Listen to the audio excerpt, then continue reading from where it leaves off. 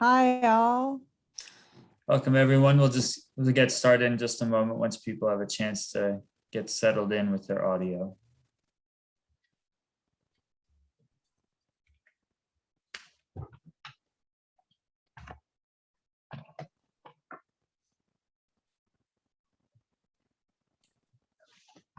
All right, looks like a pretty good critical mass. So I'll make sure that I type this out for everyone that joins a little bit after this message, but welcome to today's webinar. If you have joined us for one of these before, nothing has changed. Still doing it the same way in Zoom webinar.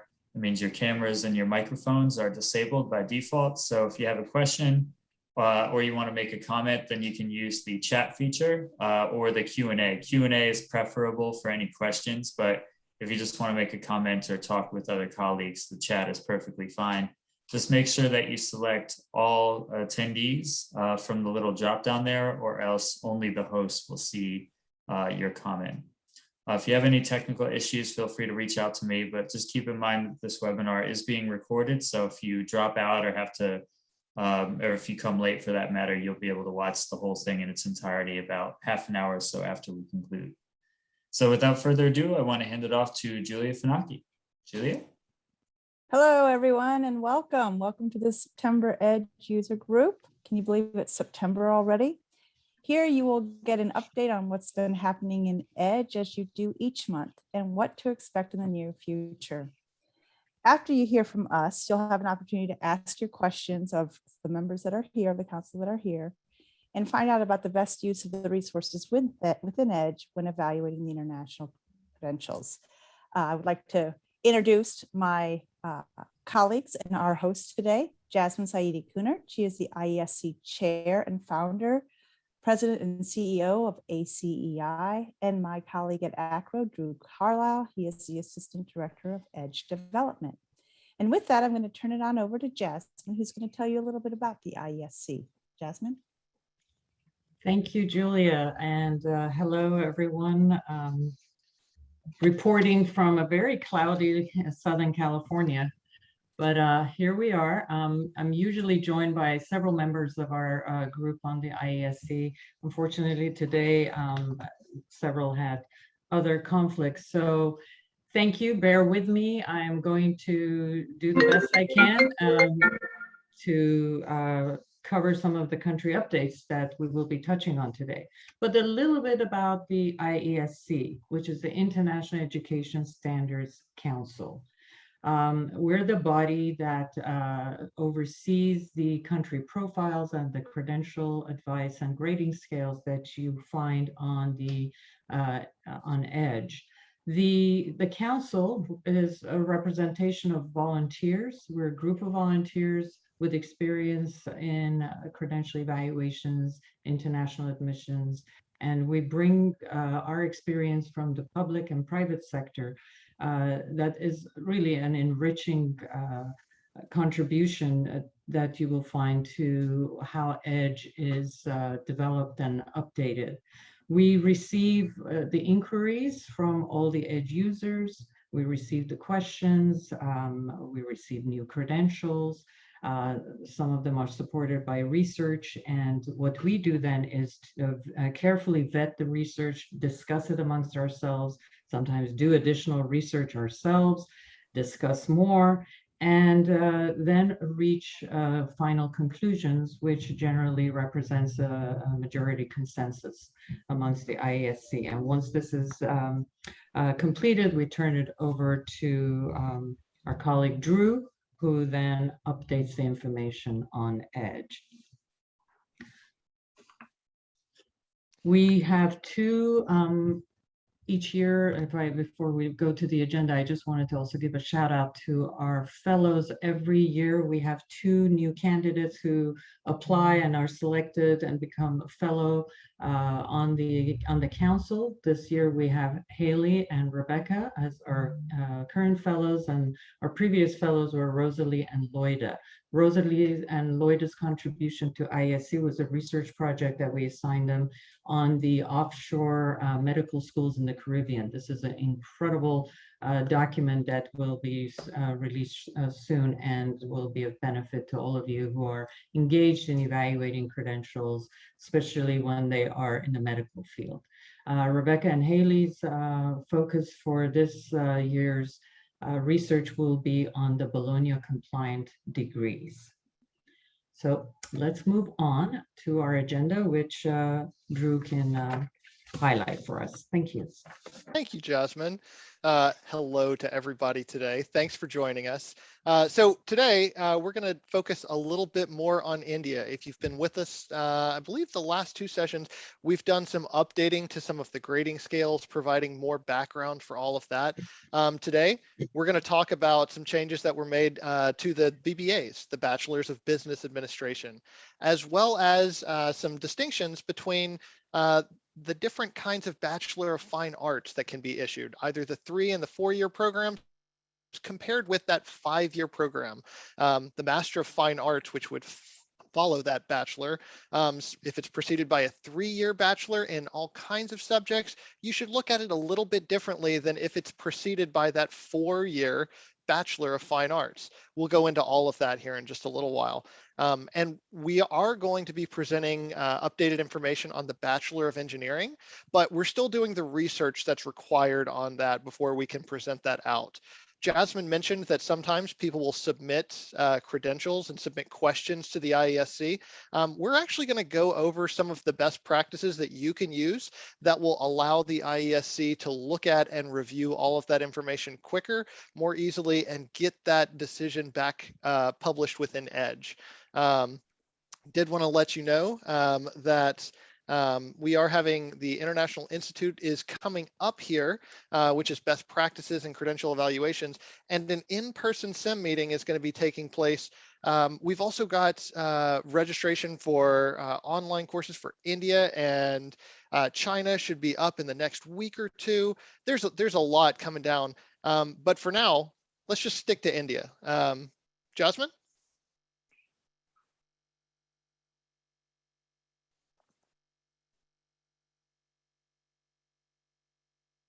You may be muted, Jasmine. Thanks, Mike. I was. Thanks for that. First, I want to just give a shout out to our colleague Nancy Katz on the IESC, who did the research and prepared the credential advice that was then approved by our group. So let's begin with the first credential.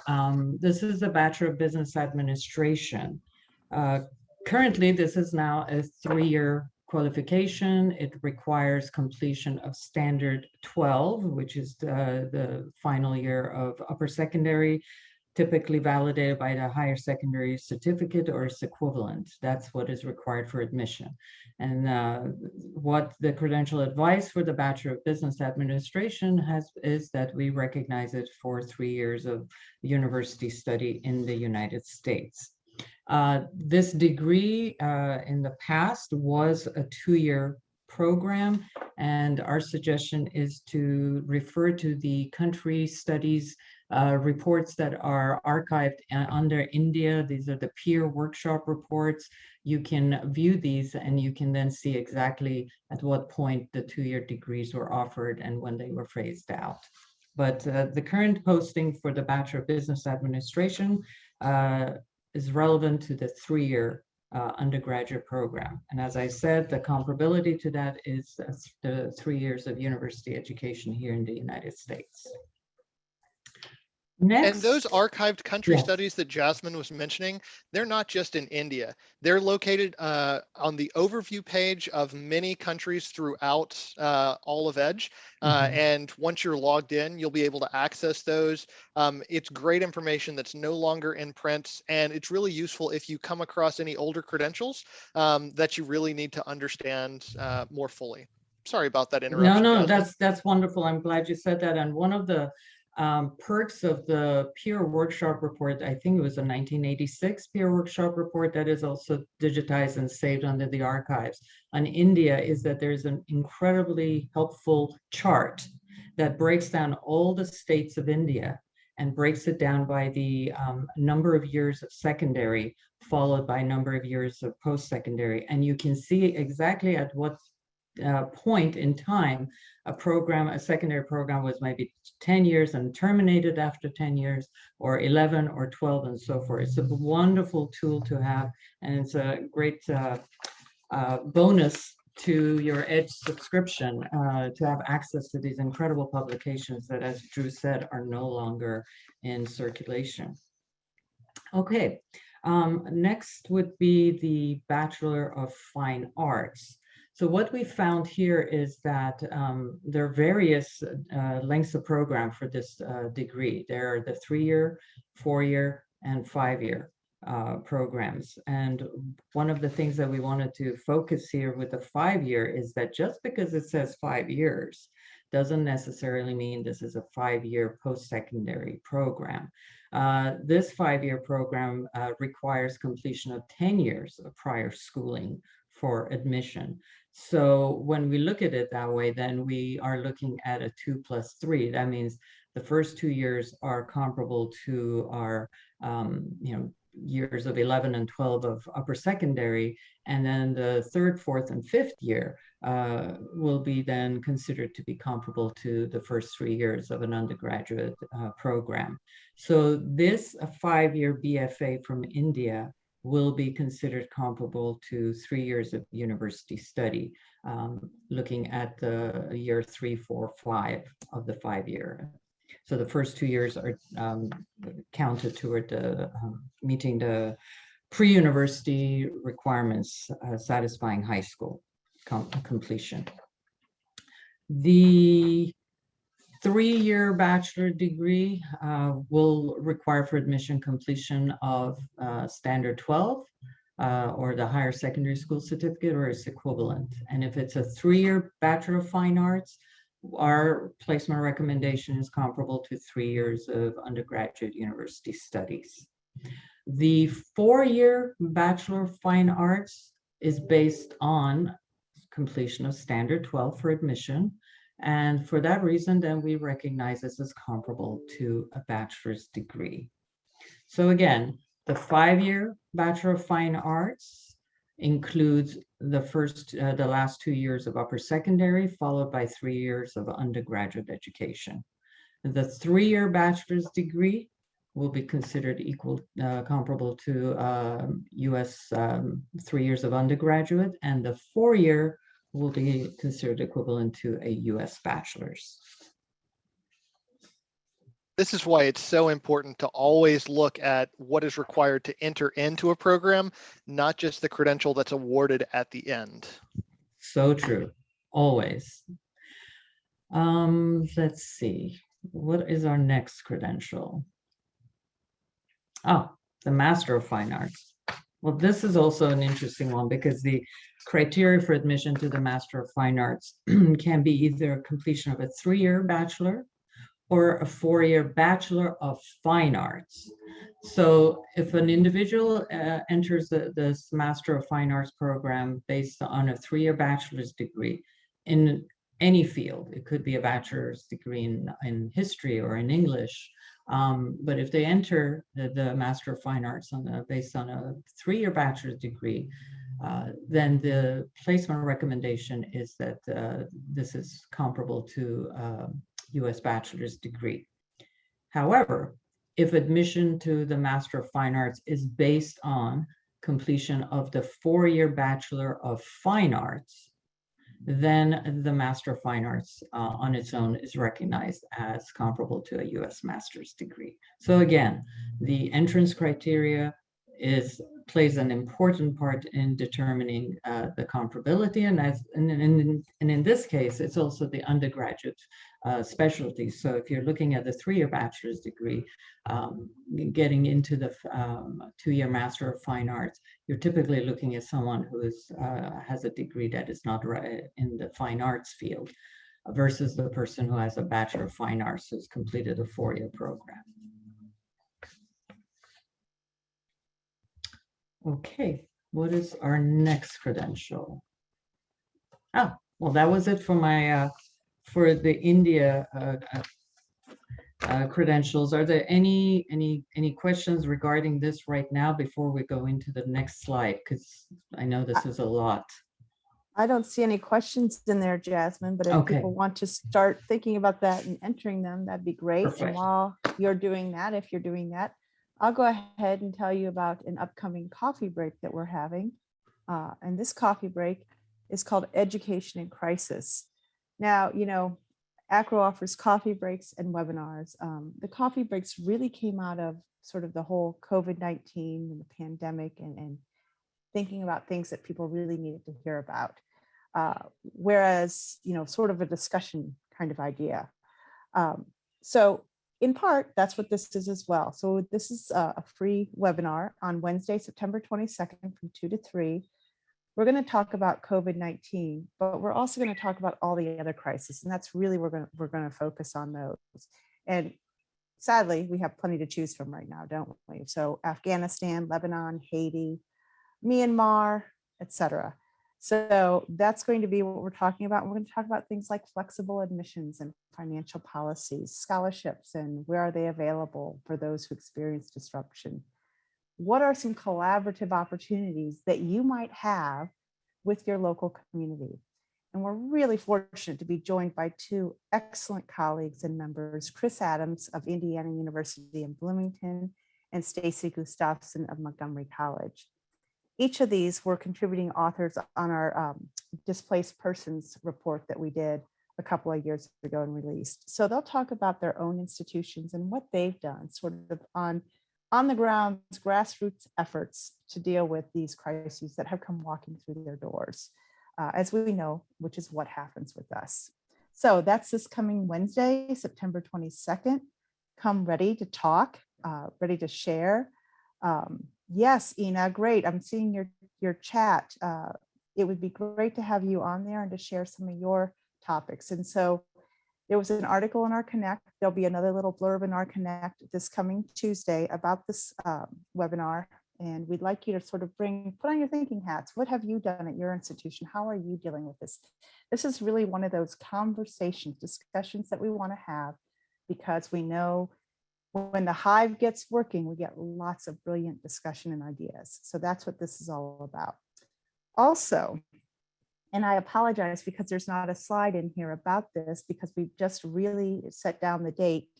On October 13th, you recall that Jasmine and Drew mentioned the fellows for the IESC. There is going to be a webinar on the offshore medical schools presented by the fellows, so Loida and Rosalie, along with their mentors, Nancy Katz and Dale Goff. And they're going to be talking about all the work that they've done and the information there. And it is astounding. It is really, really good work. So October 13th, Offshore Medical Schools webinar. And I think that's about it. So now I'm going to toss it over to something also exciting, Guide to Bogus Institutions and Documents. Jasmine?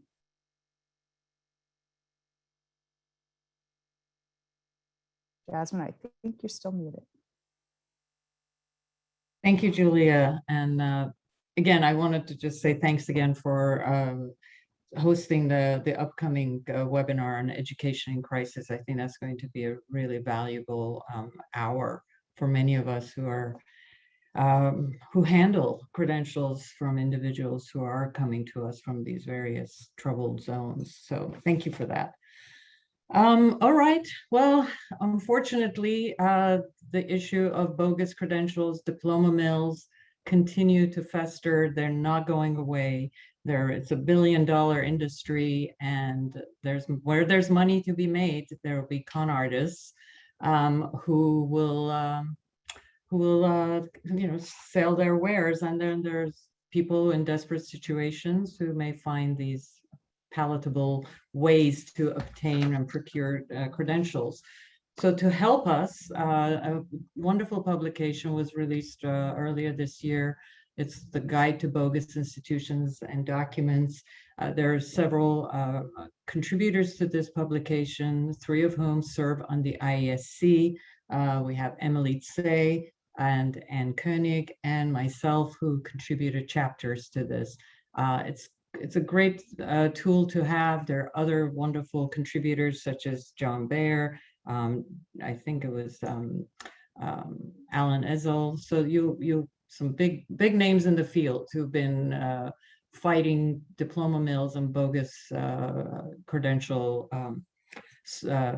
entities. So definitely go to the ACRO website and order this book.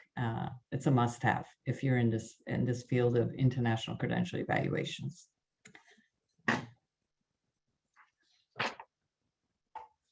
And you mentioned Anne on there.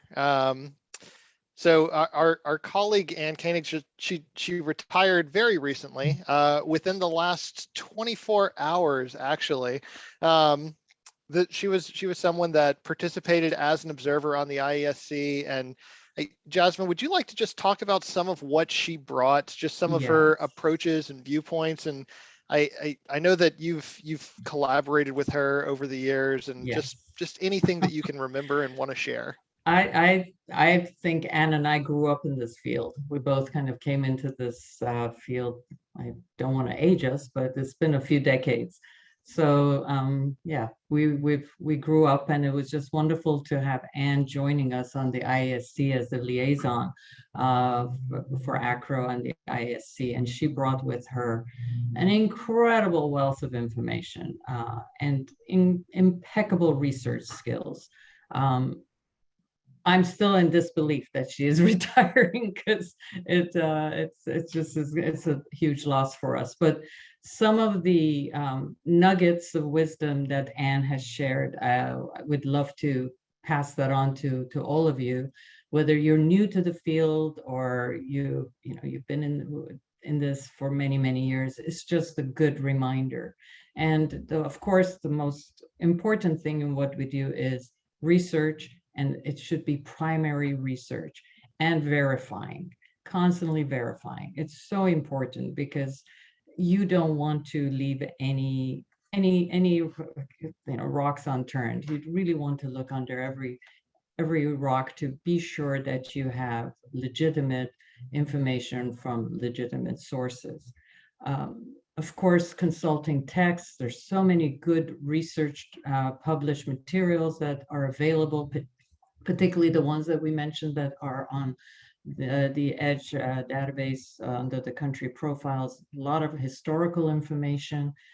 Very important to have that historical context in order to understand what is happening in an education system, what was happening, how did things evolve, how did the educational system develop, where it is now, and also always using documentation issued in the native language by the source institution, not relying on secondary documents such as translations, and referring to the information on the original documents for information such as the grading scale and credit hours and other informative data that could definitely guide you in conducting an accurate evaluation. So if there's anything, these are the wonderful guideposts that Anne always used to bring to the table when she would meet with us at the IESC, and would love to pass this on to all of you. And again, we will definitely miss Anne, but she is moving on to doing some wonderful new things, pursuing her music endeavors. That was what she had studied. So she's following her passion, her other passion. Yeah, and I would just second that. This is Julia. Having worked with Anne for many years in the ACRO office, we met and talked and interacted daily, sometimes hourly, sometimes by the minute. And she will really be missed. Anne was, and I think my colleagues, all of on here, have known her for a number of years, would agree that Anne was just right down to brass tacks, nuts and bolts of it all. She could take away everything else and say, here's what we need to think about, right? This is the issue. And the other comment you can hear her saying is, when something would come up and a debate would go on, sometimes for a while, about a specific credential or issue, she'd say, well, what does the law say? It's got to be found there in black and white. Let's go to the law.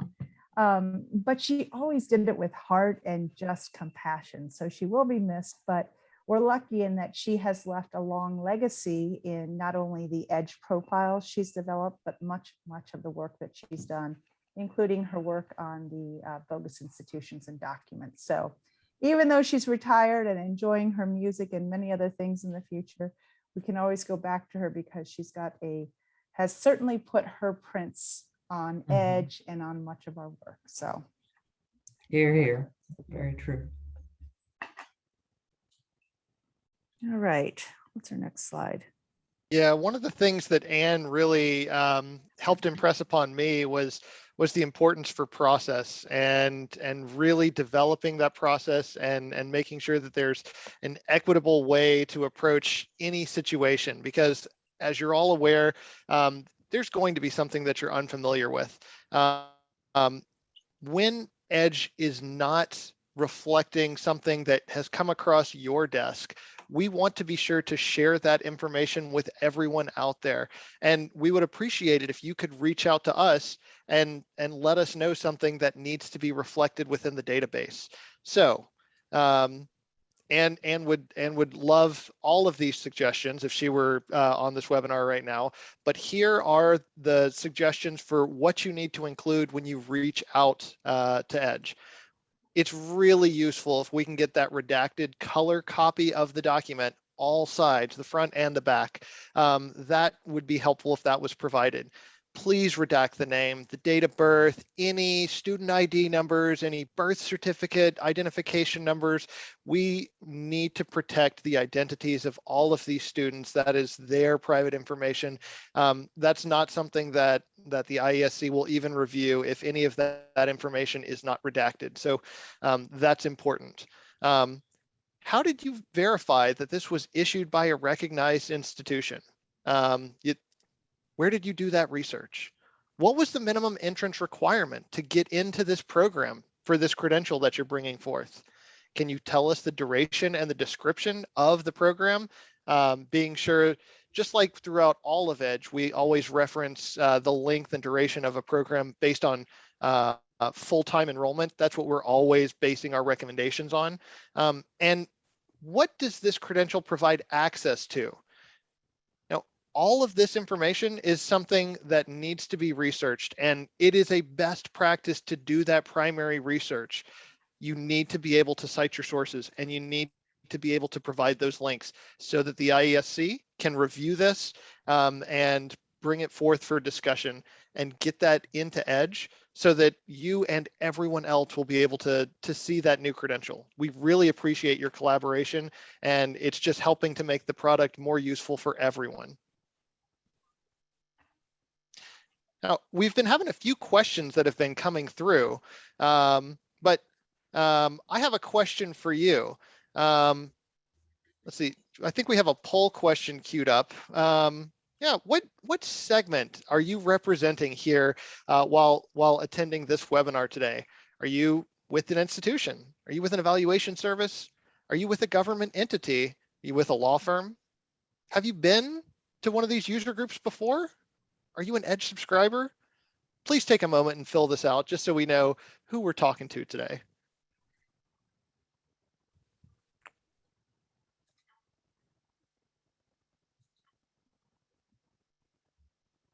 Give this another 10 seconds. Thanks for that, Mike.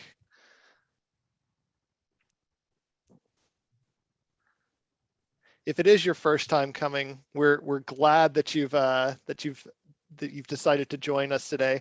As Jasmine mentioned earlier, oftentimes there will be multiple members of the IESC, and so you'll really get a chance to interact with those folks that have great experience and great knowledge across various fields in higher education.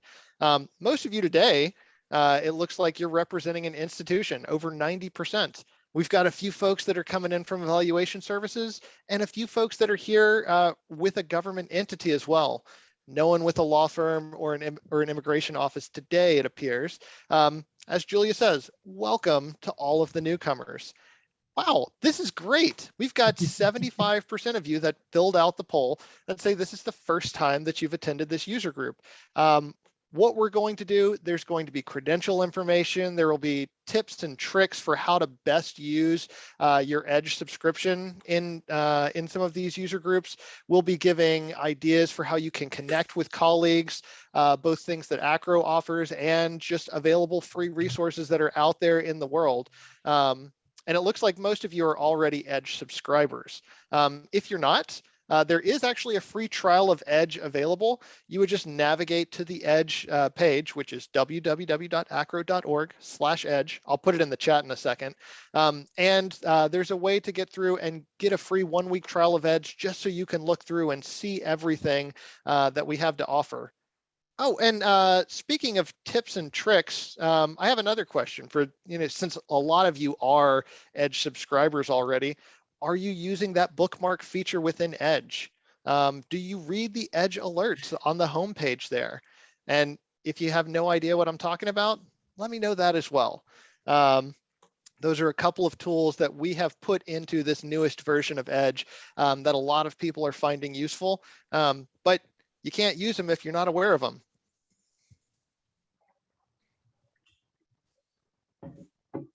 All right, we'll do another 10 seconds here.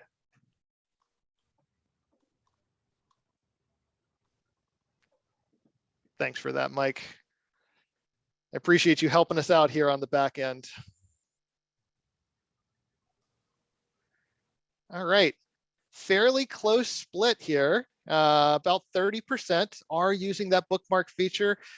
When there's a new emergent news article that comes out, which is something related to education out of an education system, you're going to get notified there. When there's an alert, when there's a change, a significant substantive edit made to a profile, be it a new grading scale, a new credential, even sometimes if there's a new resource that really needs to be reflected, all of that will show up in those bookmarks. And the first time you log in after we make that change, there will be a red banner that comes across and informs you that something new has happened. And those Edge alerts, if you're like me and you kind of like to go down the rabbit hole a little bit, when you log into Edge on the homepage, you can scroll down, and our colleague Jonathan Nguyen, he assembles all of these emergent news articles that are, like I said, related to different topics in higher education. That's on that homepage, and you're also going to see all of the alerts that have been happening within Edge. And you can click through and navigate directly over to a little summary of what those edits were and click a little bit deeper and see exactly what was changed. Reasons you might want to use the bookmarks, reasons you do want to pay attention to those alerts is because if you know Edge like the back of your hand, if you come up with your institutional policies, it might just be good to know if there's new information out there, because like we said, everything that we're doing is based on that primary research. And so if there's ever a change that we make, it might mean that there's something worth looking into for all of the policies that you've developed as well. And with that, I'm going to go look through and see if there's any questions. Julia, Jasmine, have you seen any good ones that we can answer for folks today? Yes, I think there is one for Jasmine that I think she's going to answer. It is a question about the research that's being done for the Indian Bachelor of Engineering, and do we anticipate Credential Advice will be changed based on that research? Jasmine, would you like to update us? Yes, thank you. Well, once the research is still ongoing, so the answer would be if it is if we are going to come up with information that contradicts the information that was researched previously, that then we will definitely update and revise the credential advice. But it's very hard for me to say if it's going to change or not, since we have not yet concluded that research. But it's being done by one of the members on the IESC, who is still work in progress, as they say. So if it has a completely new data that's going to come out that will impact what was previously decided, it will definitely impact the credential advice. And And, we you know, stay tuned because this we is do what address this. Yes. This is what I love about the IESC, because, you know, there might be some questions of people saying we need to change something or something needs to be reviewed. But, you know, that's only going to happen after careful research and documentation and really doing that primary research to see if anything needs to change. So great appreciation for their ability to really look at everything objectively and take all things into account before moving quickly forward on. That's so true, Julia. And another thing that I do need to emphasize is that members of IESC are volunteers.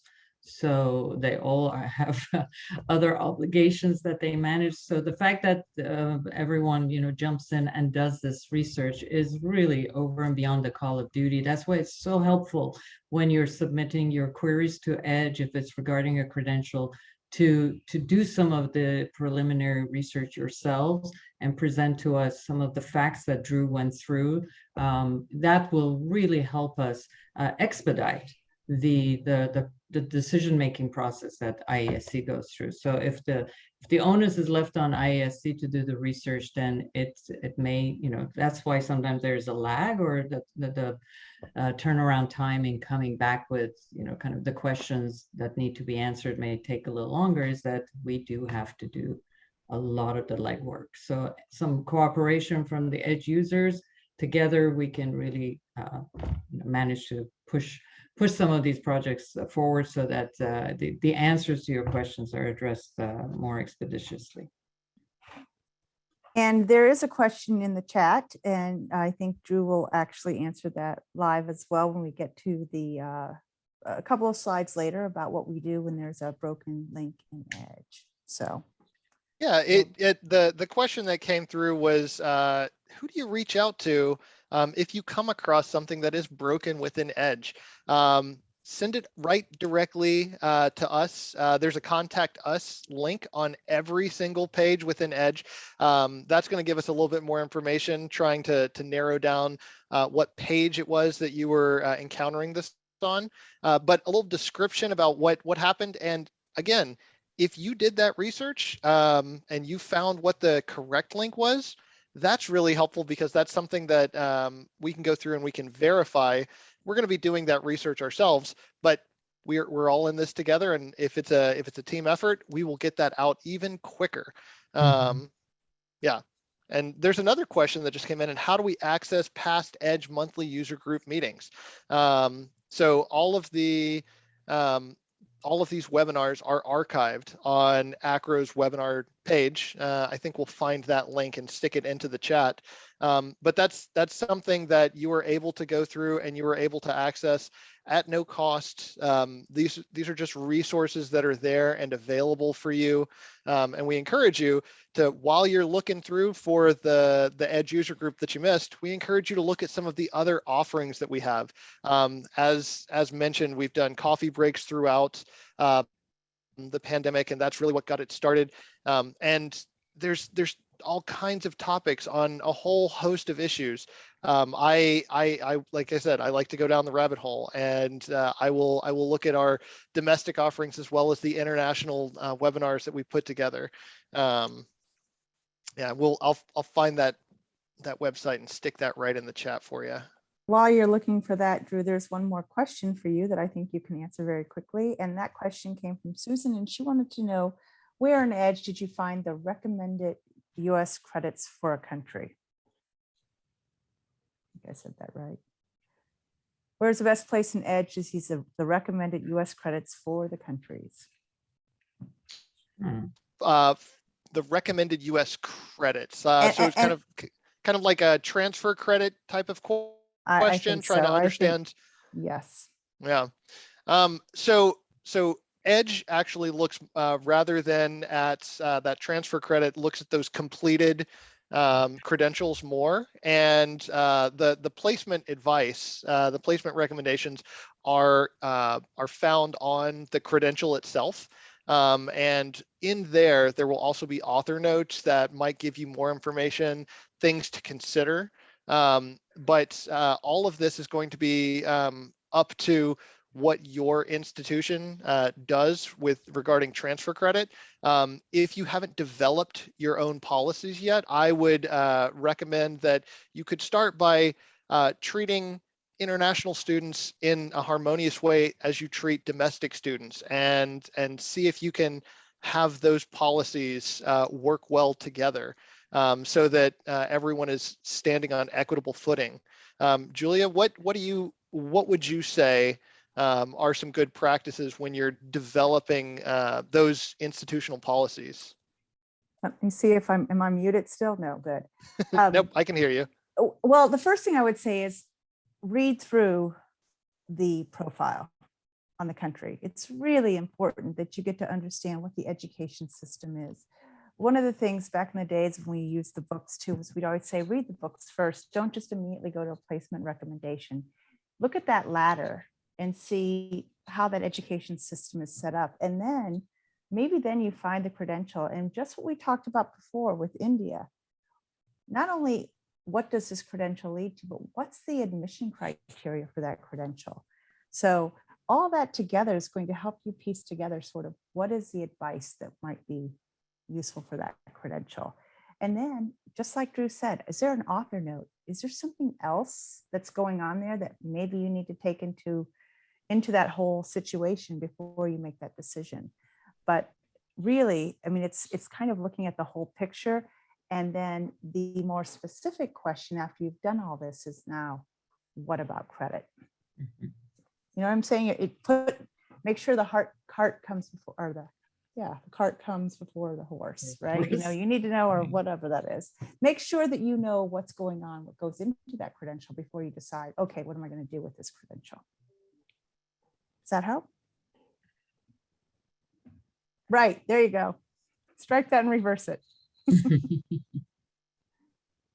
Anybody else have anything to say to that, Jasmine or Well, Bill? I was thinking it's also so crucial, since if we're, doing these evaluations in terms of the US education system, is to have really good command of the US education system and what our credit system encompasses. Absolutely. And so when we're measuring a program from an overseas institution and we're looking at an academic year there, is to determine what does an academic year constitute within that system, and then measure that against what and 1 year of full-time education here at the university in an undergraduate program encompass. And that's then how you can measure it. So, if your institution is operating on a semester system, then you use that as your measuring stick against what a 1 year full-time overseas measures against your Right. quarter system or your semester system. Exactly so. And thanks, Ina. Ina put into the chat, the Carnegie unit has been really helpful. Thank you, USA. Yes. Yes, very So much so. yes, understanding an understanding of what is the credit hour. What is the Carnegie unit? Mhm.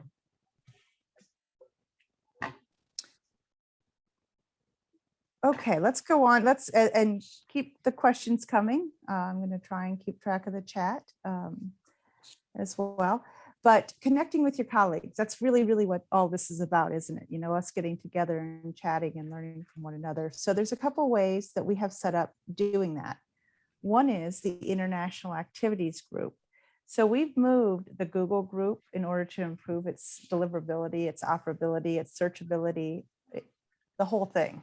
And you should go into international activities at acro.org and you can subscribe there. And that's international activities plus subscribe at acro.org. Also, we talked about this just a few minutes ago, contacting the IESC. Every single page in EDGE has a contact us button at the bottom. Don't hesitate to use that and to reach out if you have a question or if something's broken or etc. And Drew has already talked about that. Any questions about the International Activities Group, send an email to edge@acro.org. So. Thanks, Julia. This is just a good slide that you can kind of think about the way to differentiate where your question should go. If there's something that needs to be included into EDGE that is not there, contact us, reach out with that contact us button, send that email over to EDGE. But if you're looking for information about about how to do that evaluation, about what other people have done in this situation, that's where you can really connect with all of your colleagues. That's where that international activities group is so useful. And we really want we want to encourage all of you to share your knowledge. This is a collaborative field, and we all want student success. And so if you have good information that you can share with someone that poses that question, please respond back to them. The way we have it set up now is that the International Activities Group defaults to responding only to the person that posed the question. Everyone receives that initial question, but your response default goes right back just to them. If you want to open up and share your response with everybody, you do have the option to do that as well. You would just reply to all as opposed to just replying to that one individual. But this is not a place to post jobs. This is a place where you can connect and ask those questions. And Susan, this is a place where if there were questions about creating that new policy, I'm sure someone has gone through that process and they've worked through some of those questions. This is where you can do that. So you would just, if you need to subscribe, you can navigate through our website. There's a collection of useful listservs that you may take advantage of. Or if you don't want to do that, just send an email directly to, and this is the site, International Activities plus subscribe at acro.org, and that will get you into the queue.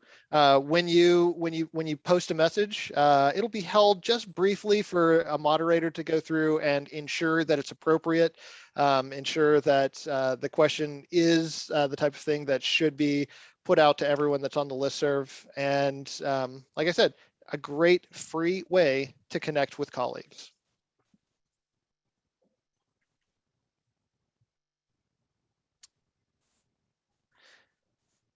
Another thing that you can really do is go and look at our international exam status report. I mentioned Jonathan earlier. He's working on all of those emergent news articles. He's scouring the web, looking for information on education systems from around the world. We're always looking for news sources, always looking for information to share. But what this status report does is it gives updates on the status of secondary exams from around the world. We know that there have been a lot of disruptions with COVID. Some have been delayed, some have been canceled. Some of the 2020 tests are taking place here in 2021. And all of that information, we're going to hold on to it so there's a historical record, so that it's something that you'll be able to reference if you come across these credentials, 4, 5, 6, 10 years down the road, and you need to go back and understand why this student from 2020 didn't have their leaving exam. Why are there no results for that? This is what my institution does. We look at this exam. Where was it? And you can go back and you can reference and you can see exactly what was going on for that individual student, and you can better understand how to help that student because you would better understand the context that they were going through. ACRO's got a bunch of great resources when you need to be flexible with some of those admission processes, when you still need to have the equitable policy developed. But we have things that you can reference and review in that field as well.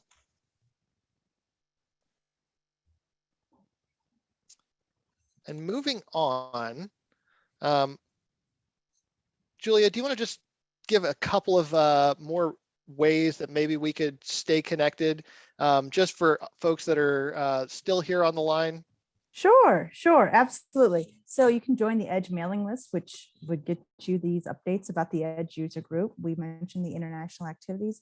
You can also subscribe to the ACRO Connect newsletter. I mentioned the Connect newsletter coming out and would have an update and just a reminder about the coffee break. But that comes out every 2 weeks on a Tuesday, and it's really a great source of information, just sort of brief articles, what's up, what's going on, and a great way to stay connected with your ACRO colleagues and know what's going on.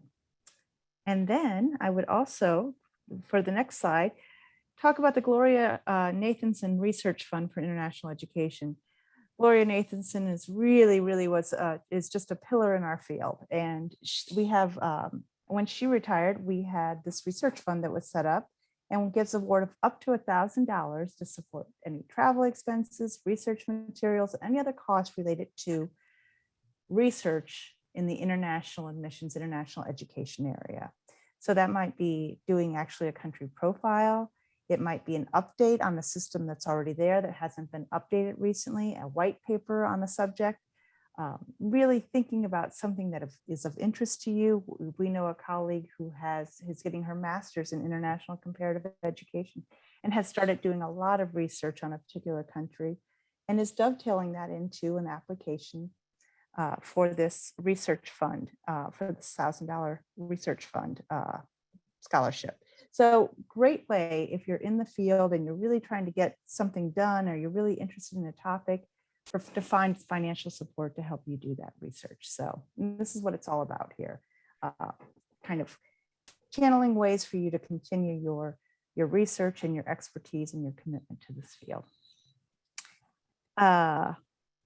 Please explore the ACRO website. There's lots on there, lots to keep up with, and I think lots to find out. Now, our next EDGE user group meeting is, Drew, do you have the date for that?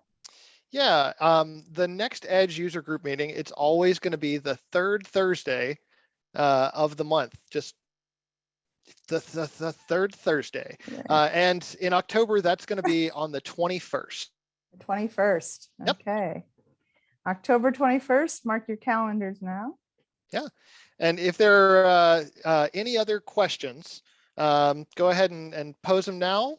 Otherwise, we'll see you in October. Thank you. Thanks all. Thank you. Thank everyone. you.